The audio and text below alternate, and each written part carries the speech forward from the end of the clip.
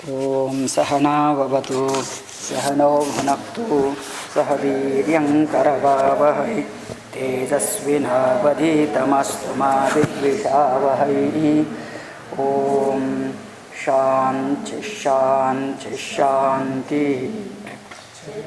रघुनाथस्य शतकोटिप्रविस्तरम् एकैकमक्षरं पुंसां महापातकनाशनं वाल्मीकिगिरिसम्भूता रामाम्भोनिधि संगता श्रीमद् रामायणे गंगा पुनाति भुवनत्रयं वाल्मीकिर्मुनिसिंहस्य कवितावनचारिणः शृण्वन्ना रामकथानादं को न याति पराङ्गतिं। जय जय रघुवीर समर्थ सियावर रामचंद्र भगवान की जय। अयोध्या कांडे विंशः सर्गः। तस्मिंस्तु पुरुषव्याघ्रे निष्क्रामति कृताञ्जलौ आर्तशब्दो महान् जज्ञे स्त्रीणामन्तःपुरे तदा। तस्मिंस्तु पुरुष व्याघ्रे, पुरुष व्याघ्र मतलब पुरुषों में श्रेष्ठ श्री राम कृतांजलौ निष्क्रामति, दोनों हाथ जोड़ करके राजा दशरथ के महल से या कई जहाँ पर कोप भवन में राजा दशरथ को दुखी बना के रखी है, वहाँ से जब बाहर पड़ते हैं तो एक साथ स्त्रीणाम अंतपुरे आर्त शब्दः महान जज्ञे, सभी को तब तक पता चला था कि राम जी को वनवास भेजा जा रहा है और भरत को राज्य दिया जा रहा है। तो ये सब समाचार बाहर आ ही गया था। तो राम जी को बाहर आते ही देखते सभी स्त्रियां जोर जोर से आर्तनाद मतलब रोने लगी। कृत्येष्वचोदित पित्रा सर्वस्यान्तपुरस्य च गतिश्च शरणं चासीत् स रामोऽद्य प्रवत्स्यसि। कृत्येषु अचोदिताः पित्रा सर्वस्यान्तपुरस्य च, राम की महिमा गा रही है, जोर जोर से रो रही है। जो राम पिता के कहे बिना सर्वस्य सब कुछ कार्य, कृत्येषु सर्वस्य अंतपुरस्य च, अंतपुर के जो भी कार्य रहते थे वह आवश्यक कार्यों में स्वयं ही लग जाते थे। गतिश्च शरणम चासीत, और जो कोई हम लोग भी उसके से रक्षा मांगते थे तो हमको भी वह शरण देते थे। और वही राम आज वन को चले हैं। रामः अद्य प्रवत्स्यति, राम आज ऐसे राम आज वन को जा रहे हैं। कौशल्यायां यथा युक्तः जनन्यां वर्तते सदा तथैव वर्तते स्मासु जन्म प्रवृत्ति राघवः। राघवः श्री राम जन्म से ही कौशल्यम यथा युक्तः जनन्याम वर्तते, अपनी जननी माता कौशल्य के साथ जैसे व्यवहार करते थे तथैव वर्तते अस्मासु, वैसे ही हम सभी के साथ भी उनका मातृत्व के समान व्यवहार वो करते थे। न क्रुध्यति भिषप्तोऽपि क्रोधनीयानि वर्जयन् क्रुद्धान् प्रसादयन् सर्वान् स युतोऽद्य प्रवत्स्यति। न क्रुध्यति अभिशप्तोऽपि, कभी कभी उसके ऊपर अभिशाप मतलब कोई क्रोध करे, गुस्सा करे, तब भी वह कभी गुस्सा नहीं करते थे। क्रोधनीयानि वर्जयन्, और जो क्रोध करने वाले थे उनको भी उनके क्रोध से हटाते थे। क्रुद्धान प्रसादयन सर्वान, उनके ऊपर भी क्रोध करने वाले की तरफ वह प्रसन्नता से ही देखते थे। ऐसे राम आज वन के लिए प्रस्थान कर रहे हैं। अबुद्धिर्बतनो राजा जीवलोकञ्चरत्ययम् योगतिं सर्वभूतानां परित्यजति राघवम् सभी लोग खेद से बोल रहे हैं, अबुद्धिर बतो नो राजा। बता अलास, कितनी खेद की बात है, राजा की बुद्धि मति मारी गई है।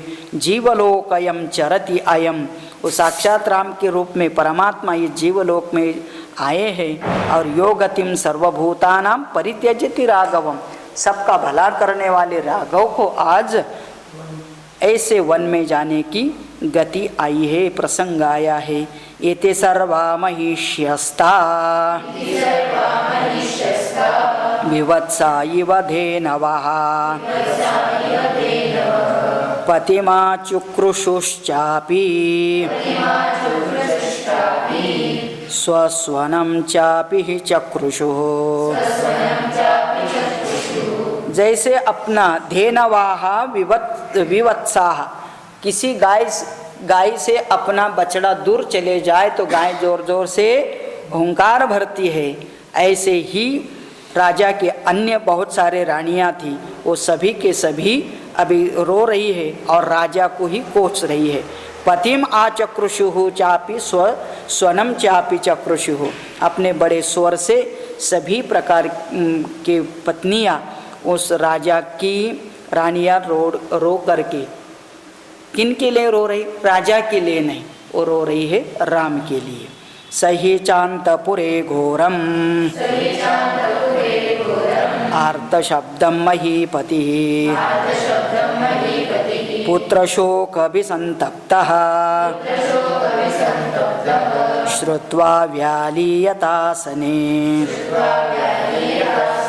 सही च अंतपुरे घोरम आर्त शब्दम महीपति, तभी अंदर से दशरथ ने भी ये सुना है अंतपुर में कि बाहर राम जा रहे हैं और उनको देख करके सभी लोग जोर जोर से रो रहे। ये शब्द जब राजा को सुनने आया तो राजा भी श्रुत्वा व्यालीयतासने, वो अपने ही आसन पर सो जाते हैं और अंग वस्त्र लेकर के वहीं अपने आप को छिपाते हैं, क्योंकि उनको डर लगने लगा है कि मेरे से बहुत बड़ा पाप जैसे ही हुआ है। रामस्तु वृषमायस्ते शमायस्तः निश्वसिन्निव कुञ्जरः जगाम सहितो भ्राता मातुरन्तपुरं वशी। रामस्तु वृषम आयस्तः, आयस्तः जितेन्द्रियः, और वह निश्वसन्य व कुंजरः, जैसे कोई बड़ा हाथी दीर्घ श्वास ले ऐसे दीर्घ श्वास लेते हुए आगे चल रहे। जगाम सहितः भ्राता, भ्राता लक्ष्मण के साथ राम दीर्घ श्वास लेते हुए अपनी माता कौशल्या के पास जा रहे। मातुः अंतःपुरं वशी, अपने अपने ऊपर कंट्रोल कर रहे, क्योंकि इतना सारा कुछ माहौल बिगड़ा है और ऐसे समय पर वह अपने आप के ऊपर नियंत्रण रखे है। सोपश्यत पुरुषम तत्र वृद्धं परम पूजितम उपविष्टं गृहद्वारी तिष्ठतश्चापरान् बहून्। सह अपश्यत, राम जी ने देखा एक व्यक्ति, पुरुषम तत्र वृद्धम परम पूजितम, बहुत वृद्ध है और आदरणीय है और बैठा हुआ है। हो सकता है राम जी दोनों हाथ से उसको प्रणाम करते हुए, उसके साथ साथ उपविष्टम गृह द्वारे, घर के सामने और भी लोग थे। तिष्ठताः च अपरान् बहून्, सबको देखते हुए हाथ जोड़ते हुए आगे चल रहे। दृष्ट्वे तो तदा रामम ते सर्वे समुपस्थिताः जयेन जयतां श्रेष्ठं वर्धयन्ति स्म राघवम्। सभी लोग राम जी को देख करके खड़े होकर के सब लोग उसका जय जयकार कर रहे, जय जय श्री राम करके। तो मतलब कुछ लोग को तो अभी भी लग रहा है कि इनका राज्याभिषेक होने जा रहा है और कुछ लोग को समझ में नहीं आया क्या हो रहा है। प्रवेश्य प्रथमां कक्षां द्वितीयायां ददर्श सः ब्राह्मणान् वेद संपन्नान् वृद्धान् राज्ञाभिसत्कृतान्। तो वहाँ भी अलग अलग प्रकार के रूम्स थे, हॉल थे। तो बहुत बाहर वाले में तो ये सब लोग खड़े थे, कोई वृद्ध लोग भी बैठे थे। उसके अंदर की हॉल में गए तो वहाँ बहुत सारे ब्राह्मण बैठे थे, वेद संपन्नान ब्राह्मणान। तो द्वितीय कक्षा में देखा तो सब वेद पंडित बैठे हैं और वो सब वो ज्ञान वृद्ध वयोवृद्ध है और वो सभी राज्ञा भी सत्कृतान, राजा के द्वारा वो सब सम्मानित थे। और अभी सभी अपने अपने स्थान पर खड़ा होते हुए उन्होंने भी राम जी को नमस्ते करते हुए राम जी आगे जाते हैं। प्रणम्य रामस्तान वृद्धान तृतीयायां ददर्शसः स्त्रियो बालाश्च वृद्धाश्च द्वार रक्षण तत्पराः। तो अभी और थर्ड हॉल, मतलब अभी जा रहे कौशल्य जी के पास, तो थर्ड स्टेज पर कौन कौन है तो कहते वहाँ पर प्रवेश, वहाँ देखा तो प्रणम्य, पहले तो सब ब्राह्मणों को नमस्कार करते हैं, वो भी उनको नमस्कार करते हैं और आगे जाके देखते हैं तो कौन है, स्त्रियाः बालाश्च वृद्धाश्च। स्त्रियाँ दो प्रकार के हैं, एक बालाः मतलब युवती और वृद्धा मतलब बहुत वृद्ध। और ये सब द्वार रक्षण तत्पराः, कौशल्य जी के द्वार का रक्षण करने वाले सेवकियाँ थी वो सब। वर्धयित्वा प्रहृष्टास्ताः प्रवेश्य च गृहं श्रियः न्यवेदयन्त त्वरितं रामा मातु प्रियं तदा। वर्धयित्वा प्रहृष्टाः ताः, उन सभी ने देखा, वो भी स्वयं बहुत खुशी होती है। हो सकता है छोटे वाले ने तालियां बजाई, बड़ों वालों जो कोई माता जी के बहुत नज़दीक सेवकियाँ थी वो जाकर के अंदर बोल देती है कि बाहर से राम अंदर आ रहे करके। नेवदयं त्वरितम राम मातुः प्रियं तदा। तो स्वाभाविक है माता जी को बहुत खुशी होगी ये समाचार सुन करके। लेकिन उस समय पर माता कौशल्या क्या कर रही थी जब राम वहाँ प्रवेश करने जा रहे तब? कौशल्या पीतादा देवी रात्रिं स्थित्वा समाहिता प्रभाते चाकरोत् पूजां विष्णु पुत्र हितेशिणे। पुत्र हितेशिणे कौशल्या जी क्या कर रही तो कहते हैं कि रात तो बीत चुकी थी, रात भर तो जागर किया, सवेरे जल्दी उठ करके स्नान करके वो अभी इस क्षण पर भगवान विष्णु की पूजा कर रही है और इसीलिए कर रही है कि मेरे पुत्र का सब कुछ कल्याणमय हो जाए। इस प्रकार से सा क्षौम वसना हृष्टा नित्यं व्रतपरायणा अग्निं जुहोति स्म तदा मंत्रवत्कृतमंगला। सा क्षौम वसना, क्षौम मतलब रेशमी वस्त्र धारण की थी और वो भी सफ़ेद वाला था। नित्यम व्रत परायणा, और हमेशा अपना व्रत करने में परायण थी। और अग्निम जुहोति स्म तदा मंत्रवत्कृत मंगला, और अभी अग्नि लगा करके वहाँ होम करने जा रही थी और इसीलिए होम करने के लिए सब सामग्री भी उसने तैयार करके रखी थी। प्रविश्यतु तदा रामः मातुरन्तःपुरं शुभं ददर्श मातरं तत्र हावयन्तीं हुताशनम्। प्रविश्यतु तदा रामः मातुः अंतःपुरं। तो जब कौशल्या जी भगवान विष्णु की पूजा कर रही थी और होम हवन करने के लिए सब सामग्री रखी थी, इसी मुहूर्त समय पर राम अंतःपुर में प्रवेश करते हैं और देखते हैं ददर्श मातरम तत्र, वहाँ पर हम माता क्या कर रही हुई देखते हैं। तो हावयंतीम हुताशनम, हुताशन का मतलब अग्नि में हवन कर रही थी, आहुति दे रही थी। तो इसका मतलब भी होता है कि महिला भी कुछ हवन कर सकती है और पहले भी लोग करते आए हैं, यही प्रमाण है इसके लिए। देव कार्य निमित्तंच तत्र पश्यत् समुद्यतम् दध्यक्षत घृतं चैव मोदकान् हविषस्तदा लाजान् माल्यानि शुक्लानि पायसं कृसरं तथा समिधः पूर्णकुम्भाश्च ददर्श रघुनन्दनः। देव कार्य निमित्तंच तत्र पश्यत् समुद्यतम। देव कार्य करने के लिए मतलब ये होम हवन इत्यादि करने के लिए सब सामग्री करके रखा था। दधि अक्षता घृतम मोदकान हविषः लाजान, मतलब इनका सब पता है आपको। दधि का मतलब दही, अक्षता, घृत मतलब घी, मोदकान और हो सकता है गण होम भी है इसलिए मोदक भी बनाया, हविषः लाजान का लाह्या, माल्यानि शुक्लानि च पायसं कृतसरम और केसर सहित पायस भी, समिदः पूर्ण कुंभाश्च ददर्श रघुनंदन, सब शुभ मंगल करने का जो भी साधन होता है वो सब लाके रखा हुआ है। ताम शुक्लमौम संवीताम व्रत योगेन कर्षिताम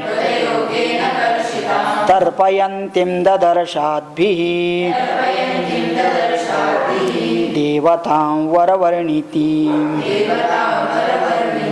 कहते हैं कि देववर्णित देवता कांति वाले सफेद रंग की साड़ी, शुक्ल क्षौम संविताम, सफेद रंग की रेशमी साड़ी पहनी थी और व्रत योगेन कई दिन से अपने पुत्र का शुभ काम करने के लिए व्रत रखा था, इसके कारण वह कर्षिताम थोड़ी दुबली भी हो गई थी। तर्पयंतीम ददर्शाद्भिः देवताओं, तो फिर देवताओं का तर्पण भी कर रही थी और हवन भी कर रही थी। ऐसे उसी समय पर राम जी वहाँ पहुँचते हैं और पहुँचते का मतलब वो अपने कार्य में संलग्न है, राम जी की तरफ ध्यान भी नहीं दिया, वो जाकर के वहाँ खड़े होते हैं और इनका ये चलते रहता है हवन। साचिरस्यमात्मजं दृष्ट्वा मातृनंदनमागतम् अभिचक्राम संहृष्टा किशोरं वडवायतः।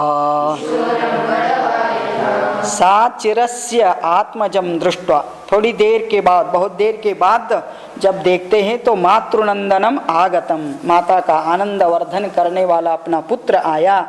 अभिचक्राम संहृष्टः, फिर उनको बहुत खुशी होती है उसको देख करके और कैसे दौड़ती उसकी तरफ, जैसे किसी बछड़े को देख करके कोई घोड़ी अपने बछड़े के पास भागती है, ऐसे ही कौशल्य माता राम जी के पास दौड़ते हुए जाती है। समातरम उपक्रांताम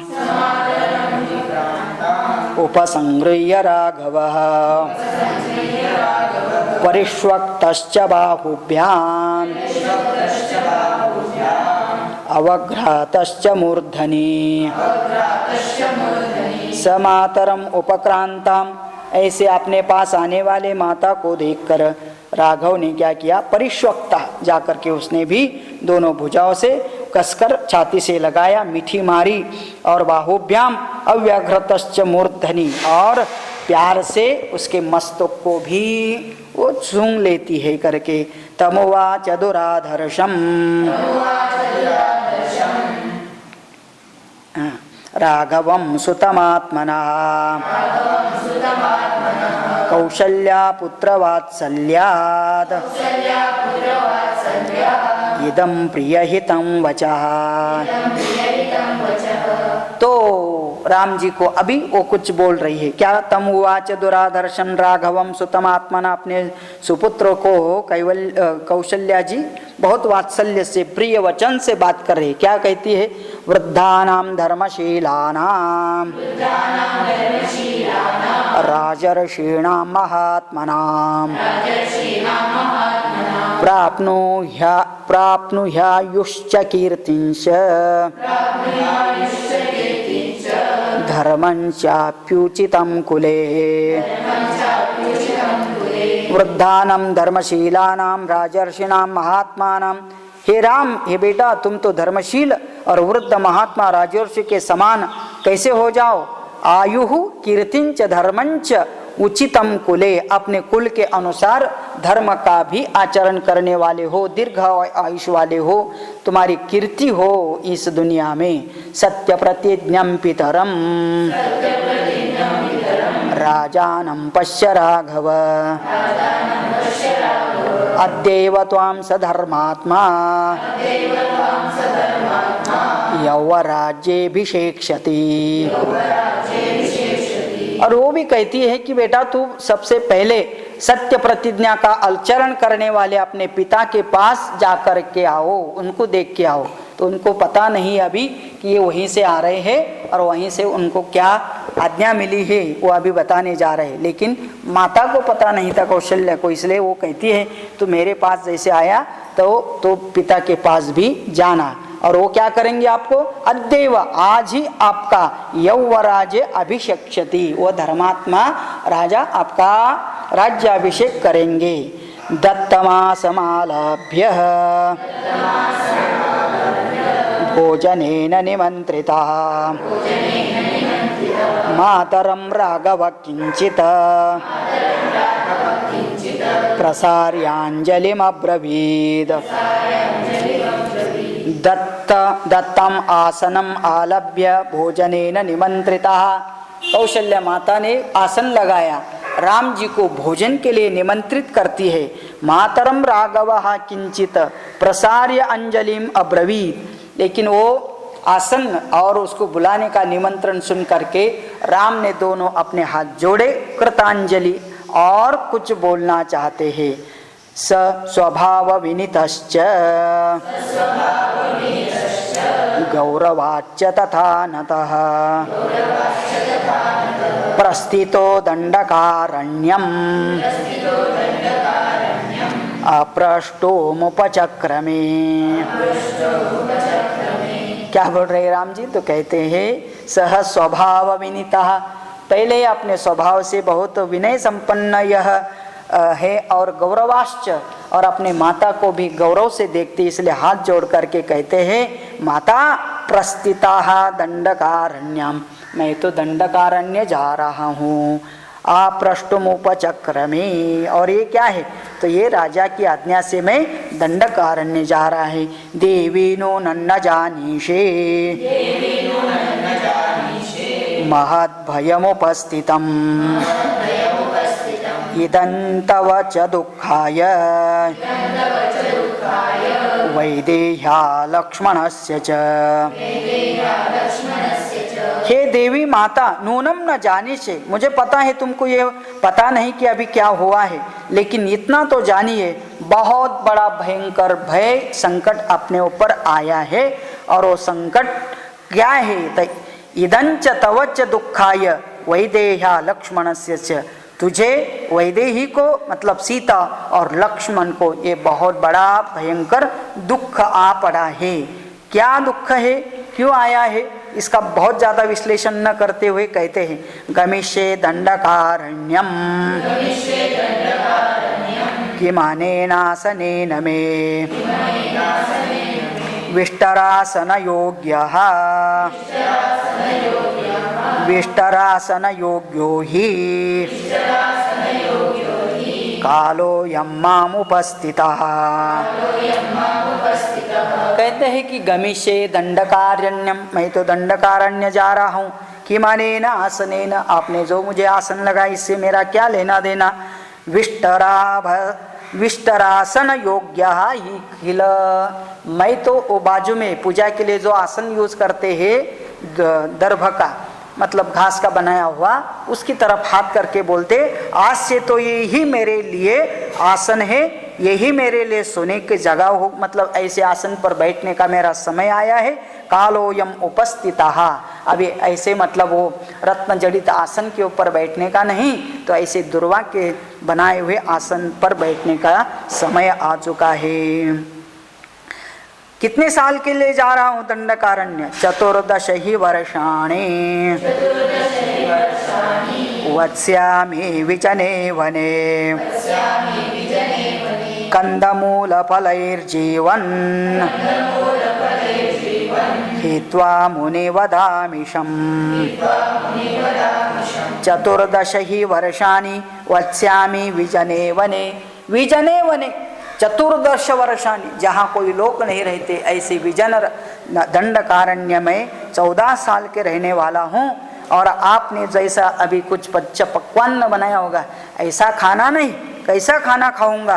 कंद मूल फलैहि जीवनम हित्वा, बाकी सब प्रकार के भोग को त्याग करके मुनिवत आमिषम, मेरा मुनि के जैसे जीवन रहेगा। और भरताय महाराज यौवराज्यं प्रयच्छति मां पुनर्दंडकारण्यं विवासयति तापसम्। और राजा दशरथ यह राज्य भरतों को देने वाले हैं। भरताय यौवराज्यं प्रयच्छति माम पुनः दंडकारण्यं विवासयति तापसम, मुझे एक तपस्वी के जैसे दंडकारण्य जाना होगा और राजा भरत बनेगा, यही राजा की इच्छा है। सषट्चाष्टौ च वर्षाणि वत्स्यामि विजने वने आसेवमानो वन्यानि फलमूलैश्च वर्तयन्। सह षट् च अष्टौ च वर्षाणि, 6 + 8 कितना हो गया? 14 वर्ष। वत्स्यामि विजने वने आसेवमानो वन्यानि, और मेरे साथ कौन रहने वाले हैं? तो जो वनवासी रहते हैं, वन में रहते हैं, वो वनवासी लोग भी होंगे और सामान्य प्राणी भी हो, उनके साथ फलमूलैश्च वर्तयन्, फलमूल खा करके मैं अपना जीवन निर्वाह करूँगा। साहेविक निकृत्ते वसालस्य यष्टे परशुना वने पपात सहसा देवी देवतेव दिवश्च्युता। ये सब सुनते ही वह देवी कौशल्या जैसे कि कोई स्वर्ग से कोई देवता नीचे गिर पड़ा हो, ऐसी वह खड़े खड़े ही जमीन पर गिर जाती है। सा निकृत्येव सालस्य यष्टि परशुना वने, और कहाँ जाती है कि कटी हुई किसी भी शाखा वृक्ष की कड़ाड़ करके मतलब तोड़ी जाती है, आधी तोड़ी गई, ज़्यादा तोड़ी गई, फिर अपना वजन नहीं वो स्वयं ये कर पाती तो गिर जाती है वृक्ष की शाखा, ऐसी यह देवी कौशल्या भी खड़े खड़े ही गिर जाती है। ताम दुखोचिताम दृष्ट्वा पतिताम कदलीमिव रामस्तुत्यापयामास मातरं गतचेतसम्। ताम अदुखोचिताम, जिसको इस प्रकार का दुख नहीं होना चाहिए था, क्योंकि आज सबसे बड़ा दिन, सुख का दिन उसके जीवन में होना था, लेकिन ऐसा दुख की वो भागी नहीं थी, फिर भी पतिताम कदलीम इव, लेकिन राम का यह वचन सुनकर के वह जैसे कोई कदली का मतलब के केला का पेड़ काट दिया जाए तो नीचे गिरता है, ऐसी गिर गई। और जब गिर जाती है तो राम ने तुरंत ही उसको रामहा तु उत्थापयामास, उसको उठाते हैं। मातरम गतचेतसम, चीज़ तो मूर्छा में चली गई है, उसको कुछ समझ में नहीं आ रहा है, ऐसे माता को वो जमीन से उठा करके बिठाते हैं। उपावृत्तोत्थितां धीनां दीनां वडवामिव वाहितां पांसुगुण्ठित सर्वांगीं विममर्श च पाणिना उपावृत्य उत्थितां दीनां वडवाम इव वाहितां।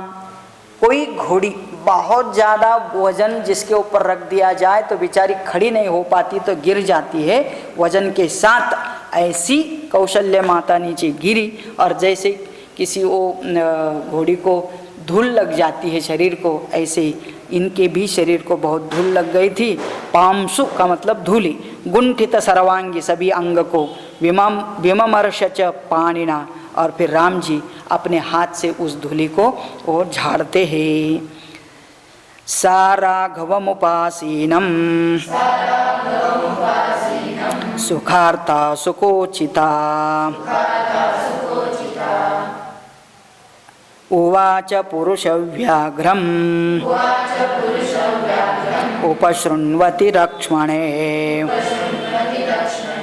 तसा राघवम् उपासीनम् अदुःखवार्ता सुखोचिता।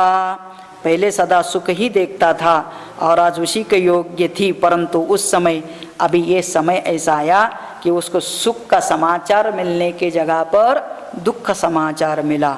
और उवाच पुरुष व्याघ्रम, फिर उन्होंने लक्ष्मण के सुनते ही अपने पास बैठे पुरुष राम से इस प्रकार कहा। लक्ष्मण भी खड़ा था।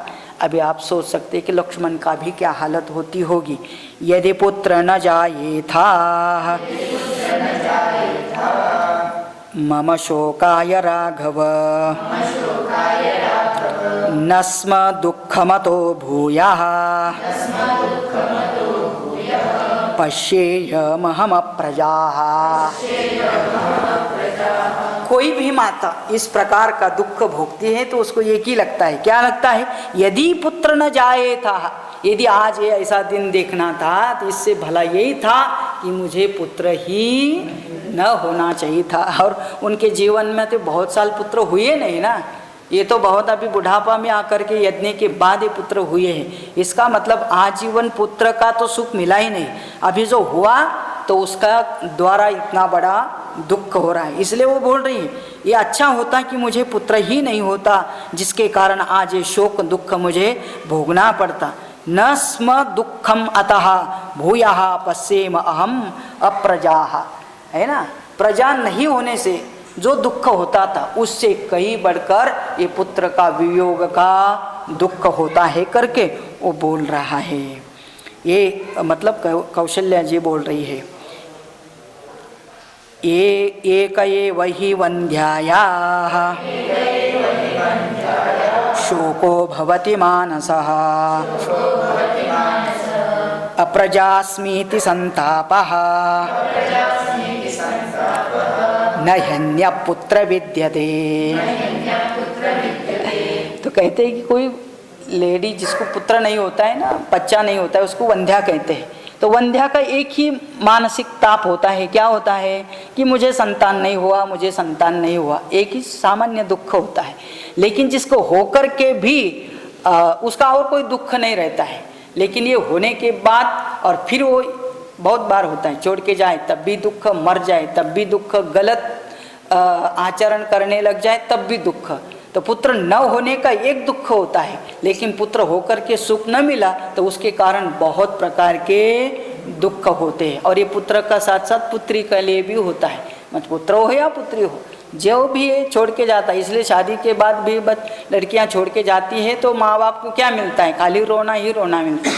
पहला तो पैसा खर्च करा दे इतना सारा और उसके बाद छोड़ के भी चले जाती है। इसका मतलब क्या, वो वियोग का जो दुख है वो कहते हैं कि बच्चा न होने के दुख से भी ज़्यादा बढ़कर है। न दृष्टपूर्वं कल्याणम सुखम वा पति पौरुषे अपि पुत्रे विपश्येयम् इति रामास्तितं मया। अब कौशल्य का दुख देखिए, वो स्वयं बता रही, क्या बता रही, न दृष्टपूर्वम कल्याणम सुखम वा, मैंने अभी तक जीवन में सही अर्थ में सुख पाया ही नहीं। क्यों नहीं पाया, पति ही पौरुषे, इस पति का भी सुख नहीं मिला, क्योंकि एक पत्नी नहीं, इन्होंने तो बहुत सारे शादियां कर रखी थी। अपि पुत्रे विपश्येयम, मैंने सोचा कम से कम पुत्र होने के बाद तो मुझे सुख मिलेगा।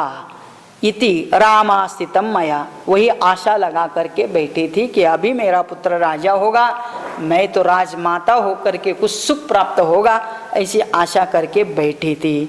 सा बहुन्य मनोज्ञानी वाक्यानि हृदयच्छिदाम् अहं श्रोष्ये सपत्नीनाम् अवराणाम परासती। कौशल्या जी कह रहे हैं सपत्नी का मतलब सौतेली, तो मेरी सवत बहुत सारी मेरी सवतियाँ हैं, और राजा तो सबको पता है कि कौशल्या और सौमित्री से भी ज़्यादा कई से प्यार करते थे, और फिर इनके तरफ कैसा दृष्टि था राजा का भी, तो कहते हैं कि वो रानी के जैसे हमें कभी देखा ही नहीं राजा ने। सा बहुनी आमन मनोज्ञानी वाक्यानि, मन को लगने वाले वाक्य बताती है। हृदयच्छिदाम, हृदय को विदीर्ण करने वाली बातें बोल रहे हैं। क्या बातें? तो कहते अहम श्रोष्ये सपत्नी नाम, हमेशा मुझे सौतली के ही वचन सुनने पड़ते थे, और दुयम का मतलब सेकेंडरी ही उसको आदर मिलता था। परासती, मैं बड़ी होकर के भी। अतो दुःखतरन्नो किम प्रमादानां भविष्यति मम शोको विलापश्च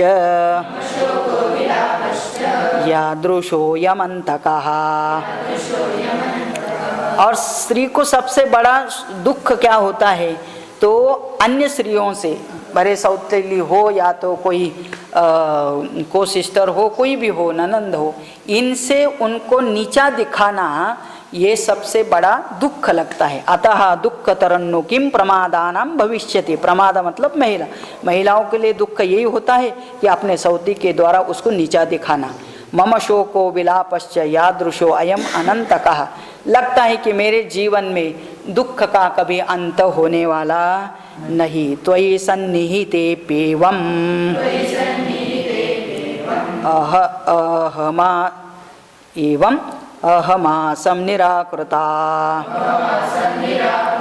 किन्नु पुनः प्रोषिषेतात ध्रुवं मरणमेव हि।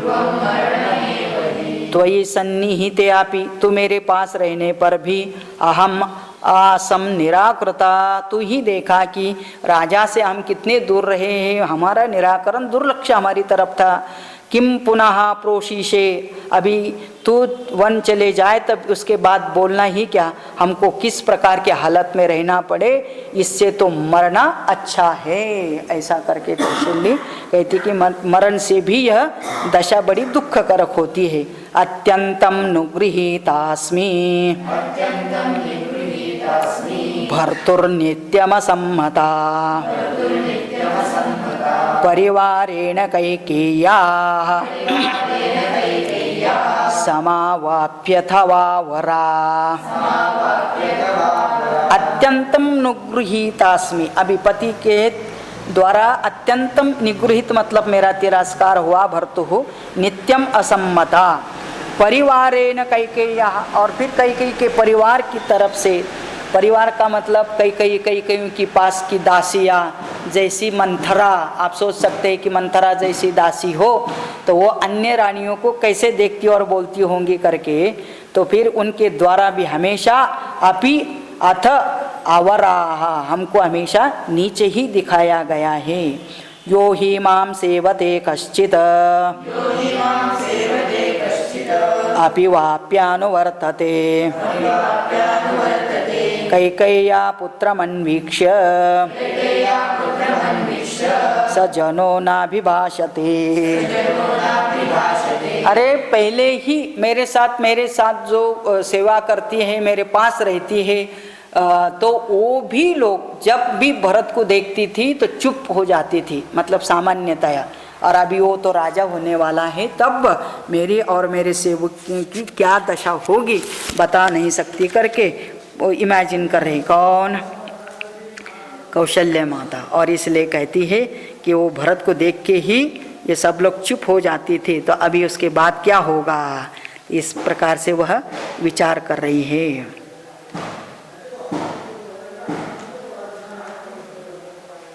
नित्य क्रोधतया तस्याः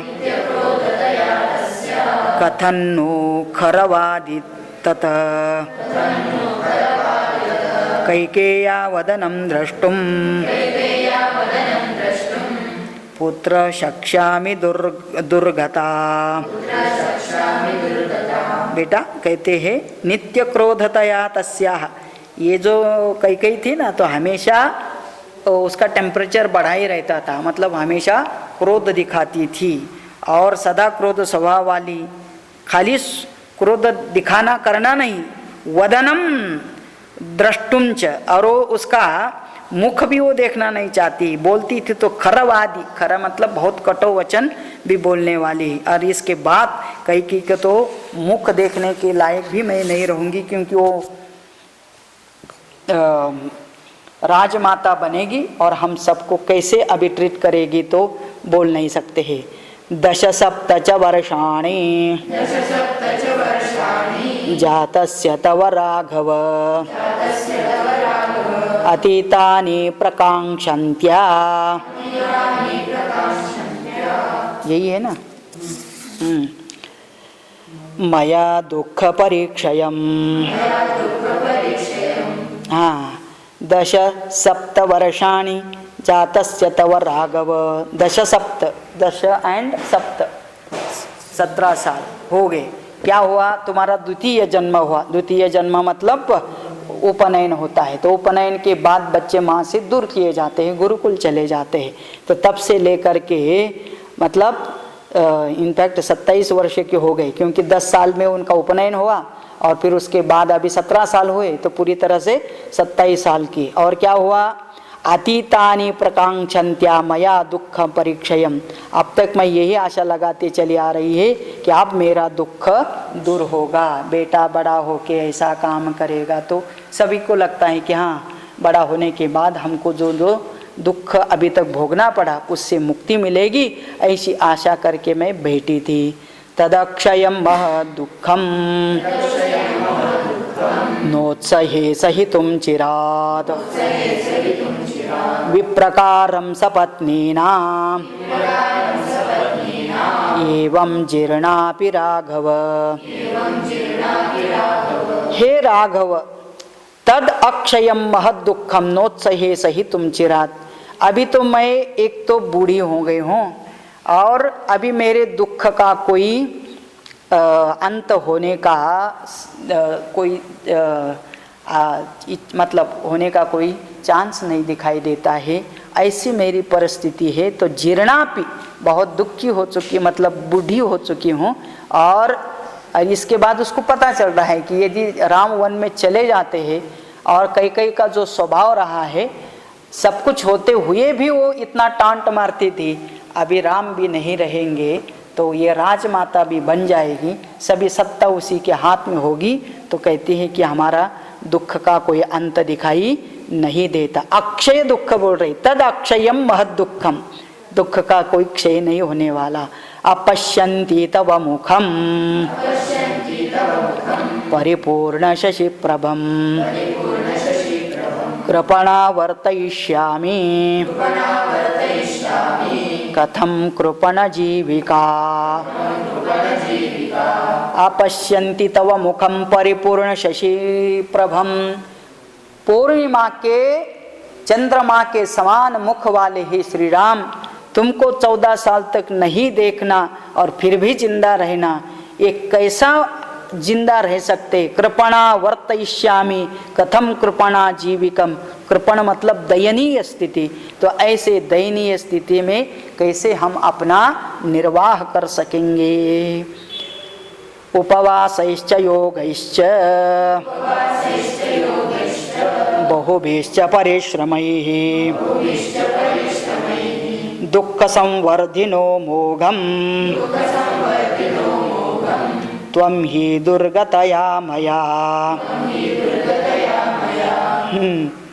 तो क्या हुआ, तुम्हारा बचपन से, उसके पहले भी आप सोच सकते हैं कि जिनको समय पर बच्चे नहीं होते, वो लोग बहुत उपवास तापास जप तप क्या क्या नहीं करते, ये सब पहले तो इन्होंने भी किया हुआ, बच्चे होने नहीं है तब, और होने के बाद भी इसकी अच्छा रक्षा हो, इसका भला हो, कल्याण हो, इसके लिए भी बहुत उपवास किया। तो स्वयं बोलती है उपवासश्च योगश्च बहुभिश्च परिश्रम, बहुत परिश्रम किया है, बहुत देवताओं के ध्यान धारणा की है, जप तप किए है, लेकिन दुख संवर्धिनो मोघम त्वम ही दुर्गतया मया, और तुम हमको छोड़ के जब जाओगे तो इसका मतलब होता है कि पहले भी दुख होगा और आज भी हमें दुख ही दुख मिलेगा।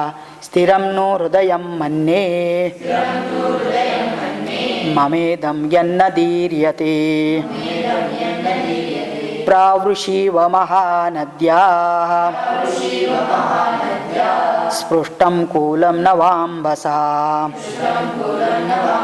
स्थिरन्नो हृदयम मन्ये, मैं समझती हूँ कि मेरा हृदय अभी दुख से फट जाएगा। यन्न विदर्यते प्रावृषि महानद्याः, अभी बस मेरा वर्षा काल के नूतन जल प्रवाह से निकट टकराए हुए महानदी के कगार की भांति फट जानी चाहिए करके मतलब क्या है, बहुत बड़ा बाढ़ आती है किसी नदी को तो उसके दोनों साइड के तीर होते ना मिट्टी वाले, वो गिरने लगते, ऐसी आज मेरी हालत हुई है। ममैव नूनं मरणं न विद्यते न चावकाशोऽस्ति यमक्षये मम यदन्तको यदन्तकोऽद्यैव न मां जिहीर्षति प्रसह्य सिंहो रुदति मृगीमिव। माम एव नूनं मरणं न विद्यते, मुझे मरण क्यों नहीं आता, मौत क्यों नहीं आती। न च अवकाश आस्ति यमक्षये मम, यम घर में जाने के लिए मुझे अवसर क्यों नहीं मिल रहा है। यदंतको अद्यैव न माम जिहर्षति, तभी किसी रोती हुई मृग सिंह जैसी जबरदस्ती उठती जाती है, और उसी प्रकार यमराज मुझे आज ही उठा ले जाना नहीं चाहता है। तो मतलब सिंह का ऐसा होता है, जब होते तब तक बहुत पावरफुल, और एक बार बूढ़े हो जाते हैं तो कहीं गिर जाते हैं तो फिर उनको बेसहारा ही छोड़ा जाता है, वो झुंड में भी नहीं रहते, उनके पास कोई नहीं रहते। आज ऐसी मेरी अवस्था हो चुकी है, मरण भी नहीं आ रहा है। स्थिरम हि नूनं हृदयं मयासं न भिद्यते यद्भुवि नो विदीर्यते अनेन दुःखेन च देहमर्पितं ध्रुवं यकाले मरणं न विद्यते। स्थिरम हि नूनं हृदयं मम आयासं, मेरे हृदय का आयास दुख क्यों नहीं, उस दुख से हृदय फटते जा रहा है। न भिद्यते यद भूमि नो विदीर्यते, वो तो कहती भूमि क्यों नहीं फट जाती है और मैं उसमें विलीन हो जाती, भूमि फट जाए, भूकंप हो जाए और उसमें मैं चले जाए करके, ऐसा क्यों न होता। अनेन दुखे न च देहमर्पितम, इस दुख के द्वारा मेरे शरीर के टुकड़े टुकड़े क्यों न हो जाते।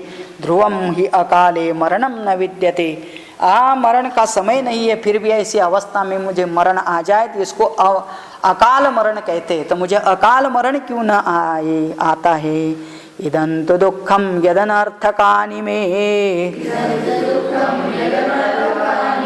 व्रतानि दानानि च संयमाश्च हि तपश्च तप्तं यदपत्यकाम्यया सुनिष्फलं बीजमिवोक्तमूषरे।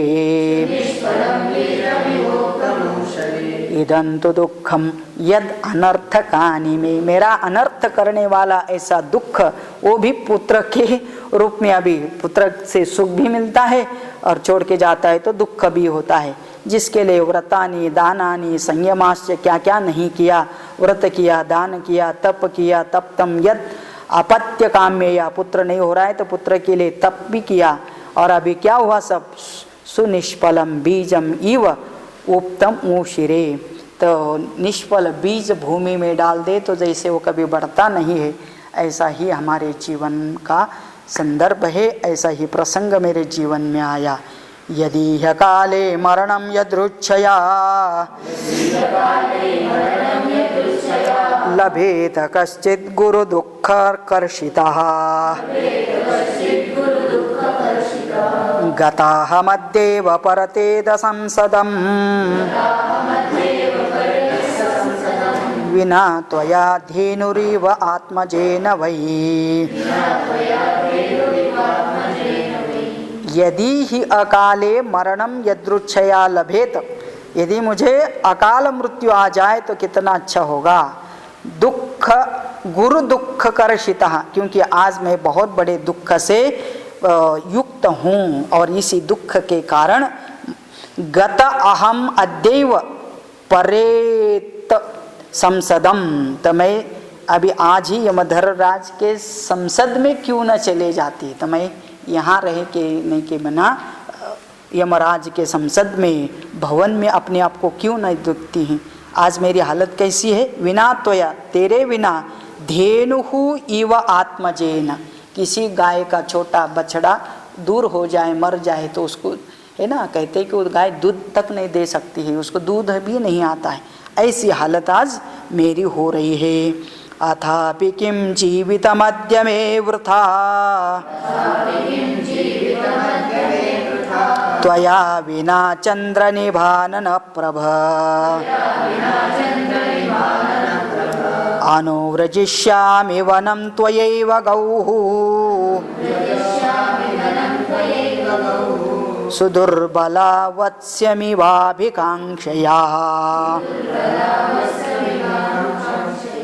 जैसे दुर्बल हुई गाय वत्सम इव अभिकांक्षया, उस अपने बछड़े को देखते ही रहती है और उसके बिना वह रह भी नहीं सकती। अथापि किम जीवितम मध्य में वृथा, मेरा भी यहाँ जीवित रहना तो वृथा है, व्यर्थ है। त्वया बिना चंद्र निभन आनन, जिसका मुख चंद्र के समान है, ऐसे पुत्र के साथ मैं भी क्या करती, तो मैं भी तुम्हारे साथ चलती हूँ। अनुव्रजिष्यामि वनम त्वया, तुम्हारे साथ मुझे भी वन में लेके चलो। वृषमुखमर्षिता तदा बहु विललाप समीक्ष राघवम् व्यसनमुपनिशाम्यता महत सुतमिव बद्धमवेक्ष किन्नरी। किसी किन्नरी का मतलब ये एक प्रकार के जीव होते हैं किन्नर देवताओं में, और उसके पुत्र को बांध के रखा है, तो उसको देख करके जैसे लगता है आज मुझे भी तुमको देख करके इस प्रकार का दुख हो रहा है। वृषम असुखम अमर्षिता तदा बहु, यह बहुत बड़ा दुख जिसको हम अभी सह नहीं सकते हैं। विललाप समीक्ष राघवम, राघव के सामने यह बहुत विलाप करते हुए व्यसनम उपनिष्यामि सा महत, कौशल्य उस समय बहुत विलाप करने लगी और कहती है कि बस अभी किसी किन्नरी के जैसे सामने दुख बड़ा खड़ा हो, आज हमारे सामने भी यह दुख है। ऐसे ही अवस्था में वह, अभी ये सब कुछ इतना वातावरण दुखमय है, राम जी तो एक शब्द नहीं बोले, उनको पता है कि किसी के लिए भी यह स्वाभाविक इतना दुख होना और क्यों ना हो, तो वो तो चुपचाप सहन कर लेते हैं, कोई प्रतिक्रिया नहीं है। लेकिन ये सब कुछ देख करके लक्ष्मण को तो नहीं देखा जाता है और इसलिए उसको बहुत क्रोध आता है। लेकिन उसका क्रोध प्रकटीकरण कल करेंगे अगले सर्ग में, वो कथा आगे आती है। आज इधर ही रुकते हैं। ओम पूर्णमदः पूर्णमिदं पूर्णात् पूर्णमुदच्यते पूर्णस्य पूर्णमादाय पूर्णमेवावशिष्यते। ओम शांति शांति शांति। जय जय रघुवीर समर्थ सियावर रामचंद्र भगवान की जय।